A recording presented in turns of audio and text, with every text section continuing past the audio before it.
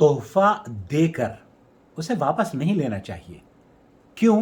کیونکہ اللہ کے رسول صلی اللہ علیہ وسلم نے فرمایا ہے اپنے تحفے کی طرف لوٹنے والا اس کتے کی مانند ہے جو قے کر کے اس کی طرف لوٹ کر آتا ہے. اسے بخاری شریف نے روایت کیا ہے حدیث نمبر 2589 پر. اور نیز آپ علیہ الصلوۃ والسلام نے یہ بھی فرمایا ہم مسلمانوں کو بری مثال نہیں اختیار کرنی چاہیے. اس شخص کی سی جو اپنا دیا ہوا تحفہ واپس لے لے وہ اس کتے کی طرح ہے جو اپنی قے کو خود ہی چاٹتا ہے.